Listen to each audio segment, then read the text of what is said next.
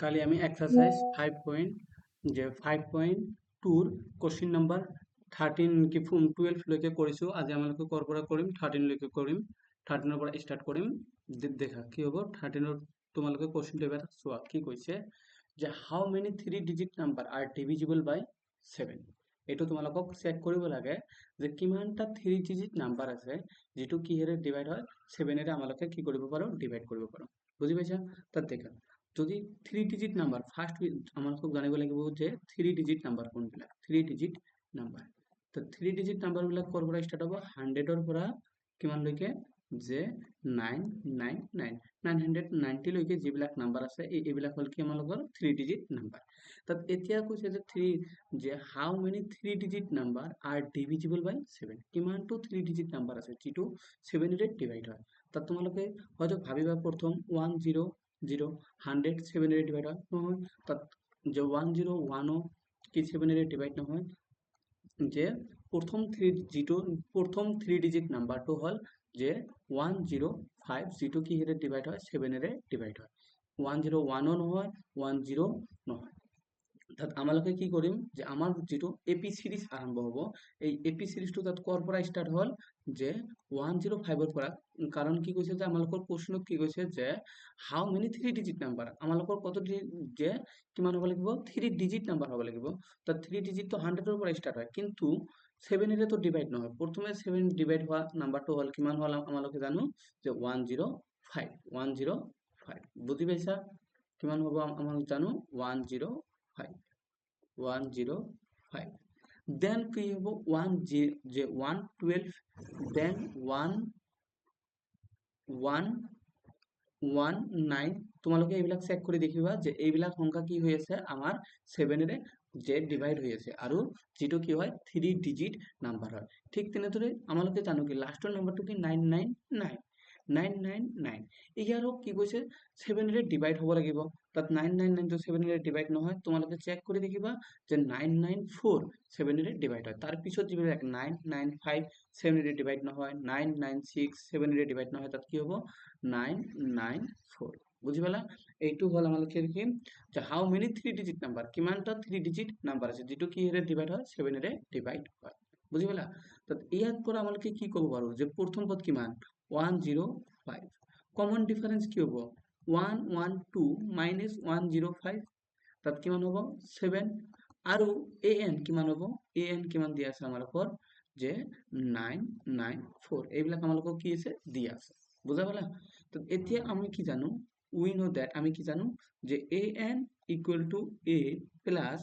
n minus 1 into d। তো এতিয়া an ৰ মান কিমান হ'ব an ৰ মান কিমান হ'ব দেখা কি কৈছে যে এতিয়া an ৰ মান কিমান হ'ব।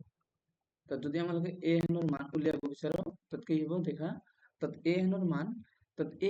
কিমান দিয়া আছে 994 এৰ মান কিমান দিয়া আছে 105 আমালোকক n ৰ মান উলিয়া লাগে n - 1 d ৰ মান কিমান দিয়া আছে আমালোকৰ 7 বুজি পাইছা d ৰ মান কিমান দিয়া আছে 7। এতিয়া দেখা এইটো কি আছে লেফট সাইডত তাত রাইট সাইডত 105 এইটো এফালে আনিম 994 minus 105 equal to n minus 1 আৰু d ৰ মান কিমান দিয়া আছে 7। এইটো আমালোকক সলভ কৰি কাৰ ভ্যালু উলিয়াব লাগে n ৰ ভ্যালু। তাত 994 ৰ পৰা যদি 105 আমালোকে সাবট্ৰাক্ট কৰো তেন্তে কিমান হ'ব দেখা যদি 994 ৰ পৰা 105 সাবট্ৰাক্ট কৰো তাত কিমান 4 ৰ পৰা 5 সাবট্ৰাক্ট নহব কিমান 1 ল'ব লাগিব। তাত 14 ৰ পৰা যেতিয়া 5 যাব তেতিয়া কিমান হ'ব 9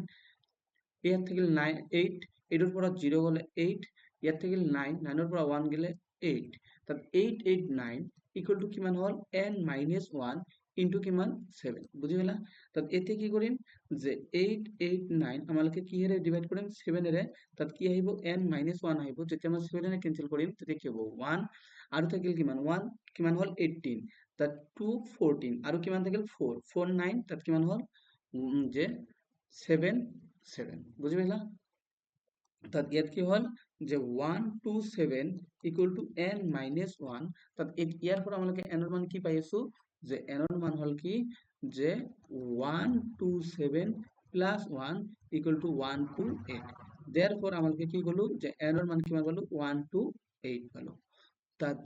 এতিয়া কোশ্চেনটো বুঝা পাইছে কি কৈছে কোশ্চেনটো আমালোকৰ যে how many 3 digit number are divisible by 7 তোমালোকে তেতিয়া কি কবা যে 128টা নাম্বাৰ যেটো 3 ডিজিট নাম্বাৰ হয় আৰু কিহেৰে ডিভিজিবল হয় 7 এৰে ডিভিজিবল হয় বুজি পাইছা এটো হল কি আমালোকৰ 30 নম্বৰ কোশ্চেনৰ আনসাৰ এতিয়া আমালোকে কি কৰিম 14 হাউ মেনি মাল্টিপল অফ 4 লাই বিটুইন 10 টু 250 এতিয়া কৈছে যে কিমানটো নাম্বাৰ আছে হাউ মেনি মাল্টিপল অফ 4 কিহৰ হ'ব লাগিব 4 ৰ মাল্টিপল হ'ব লাগিব কৰ পৰা 10 ৰ পৰা কিমান 250 লৈকে তাত এতিয়া কি হ'ব দেখা তাত আমালোকে এপি সিরিজটো কি পাম যে 10 ৰ পৰা আৰম্ভ কৰি কিমানৰ ভিতৰত থাকিব লাগে 10 ৰ পৰা আৰম্ভ কৰি 250 ৰ ভিতৰত লাগে আৰু কি হ'ব লাগিব মাল্টিপল অফ কি হ'ব লাগিব 4 হ'ব লাগিব তাত আমালোকে জানো কি 10 ৰ পৰা যে 250 ওভার হলে মাল্টিপল অফ 4 হব গেলে যেনে 10 তো মাল্টিপল অফ 4 নহয় 10 কি মাল্টিপল অফ 4 নহয় তা 10 মাল্টিপল অফ 4 নহয় 11 ও নহয় কি হয় 12 কি হব তাত আমালোকৰ সিৰিজ কৰ পৰা স্টাৰ্ট হ'ব 12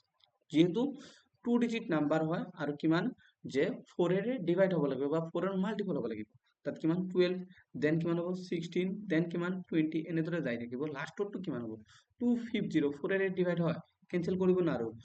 যে কেনসেল কৰিব নোৱাৰো কিমান হ'ব 248 কিমান হ'ব 248 কিহেৰে হয় 4 এৰে ডিভাইড হয় বা 4 ৰ মাল্টিপল হয় বুজি পালা তাত ইয়াৰ পৰা আমালোকে কি কি আছে দেন আমালোকে ইয়াৰ পৰা কি লিখিব পাৰিম a ইকুয়াল টু কি আছে 12 আৰু d ইকুয়াল টু আমালোকে কি লিখিব পাৰিম 16 মাইনাস 12 ইকুয়াল টু কিমান হল 4 আৰু an ইকুয়াল টু কিমান দিয়া আছে an ইকুয়াল টু 248 বুজি পালা যে a এর মান 12 d এর মান 4 আৰু an এর মান কিমান আছে 248 আমালোকক কিমান কি কৈছে হাউ মেনি নাম্বার আমাক n এর ভ্যালু উলিয়াব লাগে উই নো দ্যাট যেটা আমালোকে কি জানো উই নো দ্যাট যে an ইকুয়াল টু কি a plus n minus 1 into d তাত an এর মান কিমান দিয়া আছে আমালোকে জানো 248 আৰু a এর মান কিমান দিয়া আছে 12 n এর মান আমালোকক উলিয়াব লাগে d এর মান কিমান দিয়া আছে 4 বুজি পাইছা ইয়ালৈকে এইটো কি কৰিব লাগে আমাক সলভ কৰিব লাগে সলভ কৰা 248 মাইনাস 12 ইকুয়াল টু কিমান হল n মাইনাস 1 ইনটু কিমান 4 দেখা যে 248 এর পৰা যদি 12 আমালোকে ক্যান্সেল কৰো কিমান হ'ব যে 6 3 2 ইকুয়াল টু কিমান হল n মাইনাস 1 ইনটু কিমান হল 4 এতে দেখা 236 হল আমালকে কি কৰিব লাগিব 4 এৰে কি কৰিব লাগিব ডিভাইড কৰিব লাগিব 236 4 এৰে ডিভাইড কৰিম n এৰ মান আহিব যেতিয়া 4 এৰে ডিভাইড কৰিম কিমান হ'ব 4 5 যে কিমান 20 আৰু কিমান থাকিল 4 236 যদি আমাৰ 12 6 আৰু 4 ৰ পৰা গলে 3 তাত কিমান হ'ব 236 4 5 36 আৰু কিমান হল 36 4 9 যে কিমান হ'ব 36 বুজি পাইছা যে 236 ক যদি আমালকে 4 এৰে ডিভাইড কৰি কিমান হ'ব 4 5 যে কিমান 20 4 5 যে কিমান 20 আৰু থাকিল কিমান 3 36 হ'ব তাত কি 4 9 যে কিমান 36 তাত কিমান হল 59 তাত 59 equal to n minus 1 তাত এতিয়া n এর ভ্যালু কিমান হ'ব 59 plus 1 তাত ইয়াৰ পৰা আমালোকে n এর ভ্যালু কিমান পাম তাত n equal to কিমান হল 60 n equal to কিমান হল 60 বুজি পাইছা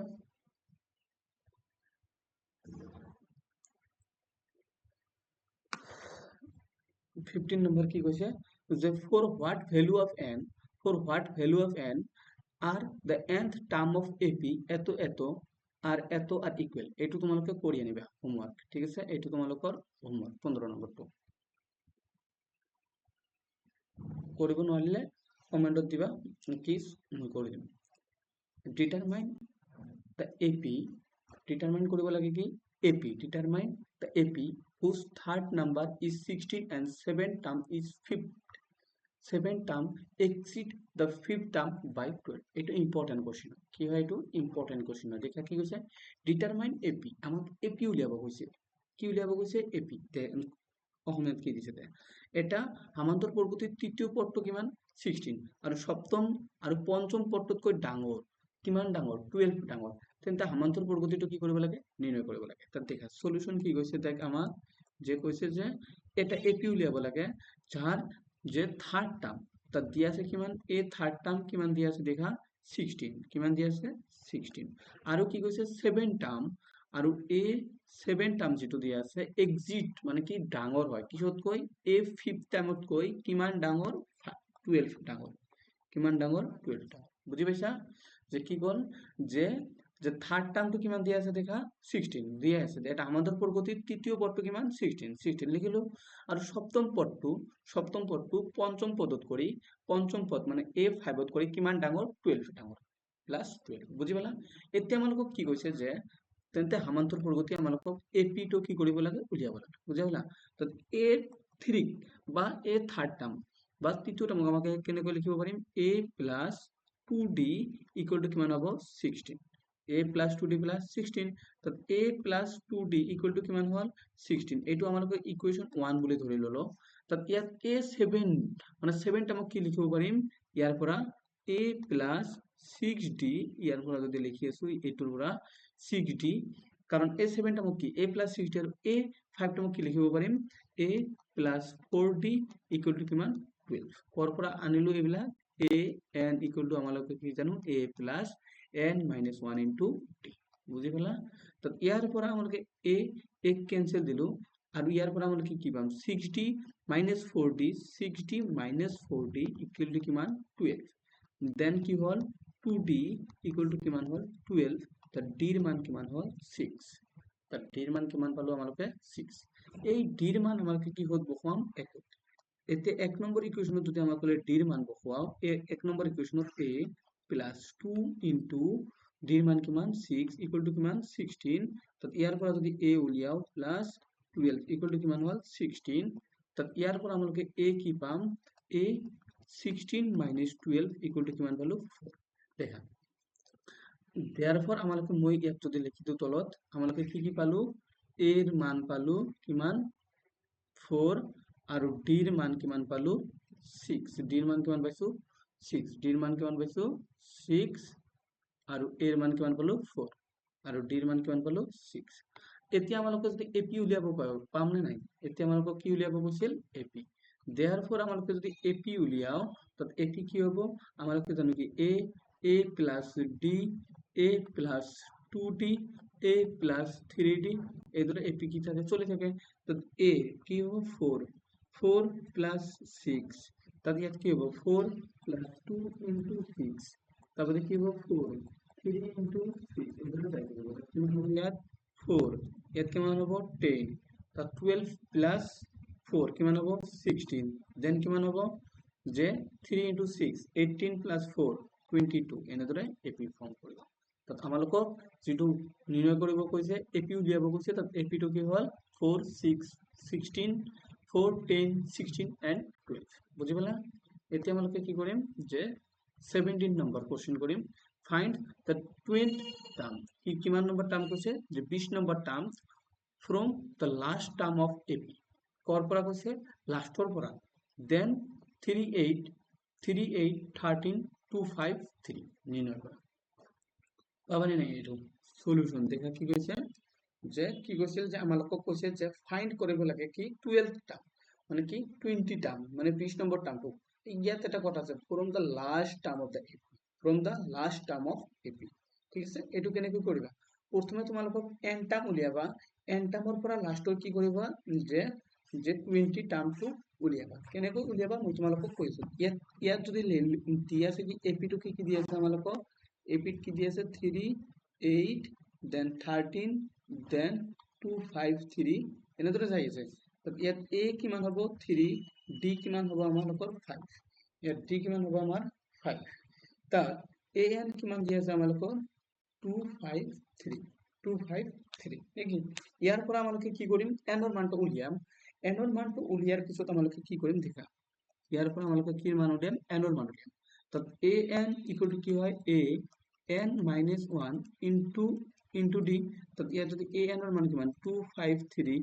equal to a এৰ মান কিমান 3 n ৰ মান উলিয়াম n minus 1 d এৰ মান কিমান আছে 5 দেখা যদি 253 ৰ পৰা 3 যায় কিমান হ'ব 250 equal to কিমান হ'ব n minus 1 into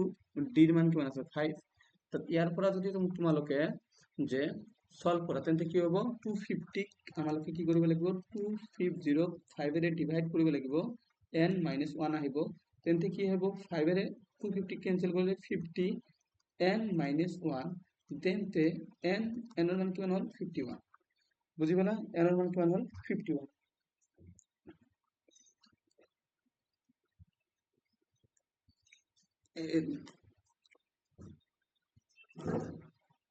n ৰ মান কিমান 51 from the last term of ap যেতিয়া আমালোকে কি কৰিম ফ্ৰম দ্য লাষ্ট টাৰ্ম বেৰ কৰিম যেতিয়া আমালোকে কি কৰিম from the last term of ap last term বা লিষ্ট টাৰ্ম অফ ap তেতিয়া কি কৰিব লাগিব কিমান টাৰ্মত 20 টাৰ্মত উলিয়াব গৈছে তেতিয়া কৰিব লাগিব কিমান যে 51 কি কৰিব লাগে 20 টো আমালোকক কি কৰিব লাগিব বিয়োগ কৰিব লাগিব যেটো আমাৰ লাষ্টৰ পৰা আহিব গৈছে যেটো আমালোকক লাষ্টৰ পৰা আহিব গৈছে তাত আমালোকে কি কৰিম ইয়াৰ পৰা লৈকে 50 লৈকে যাম 51 আমালোকৰ লাষ্ট তাৰ আগত কিমান 20 লৈকে আহিব লাগে -20 + 1 কৰিব লাগিব তাত কিমান হ'ব 32 আমালোকক এতিয়া উলিয়াব লাগিব কিমান a 32 টাৰ্মটো উলিয়াব লাগিব a 32 টাৰ্মটো উলিয়াব লাগিব তাত এতিয়া কি হ'ব a + 31d তাত a ৰ মান কিমান পালো আমালোকে অলপ আগত পালো a ৰ মান 3 আৰু d ৰ মান কিমান 5 আমালোকে কি পালো a ৰ মান কিমান 3 a ৰ মান 3 আৰু d ৰ মান কিমান 5 তাত কি হ'ব 3 + 5 in 3 * 5 50 তাত 158 आंसर কিমান হ'ব 158 বুজি পাইছা এইটো হল আমাৰ কি যে 17 নম্বৰৰ সলিউশন 18 নম্বৰটো তোমালোকে হোমৱৰ্ক কৰিবা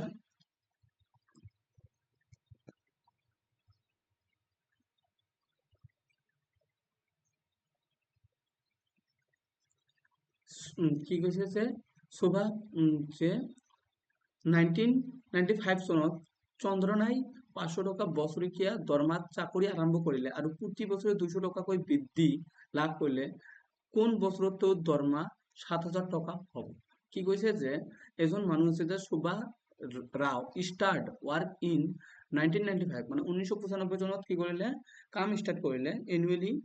ইয়াৰ কত যে এনুৱেলি কত দিয়া হৈছে 5000 টকা কি কৰে কামৰ বাবে ৰিসিভ কৰে তাৰ পিছত কি কৰিল the increment hall increment of যে 200 each year প্রতি বছরে কিমান টাকা কই ইনক্রিমেন্ট হয় 200 টাকা কই in which year did he come reach 7000 তো আমাদের এপি তো কি ফর্ম হবে প্রথম কি বছরতে কত টাকা করে পালে 5000 টাকা পালে তার পিছৰ প্ৰতিটো বছৰতে তো টাকা দৰমহা কিমান করে পালে 200 টাকা কই ইনক্রিমেন্ট হয় তার মানে কি 5 যে 5200 টাকা হয় তার বছর বছরত কি হবে 5400 টাকা তার পিছৰ বছৰটো কি হবে 5600 টাকা এনেদৰে যাই আছে তাত ইউন যে কোনটো বছৰত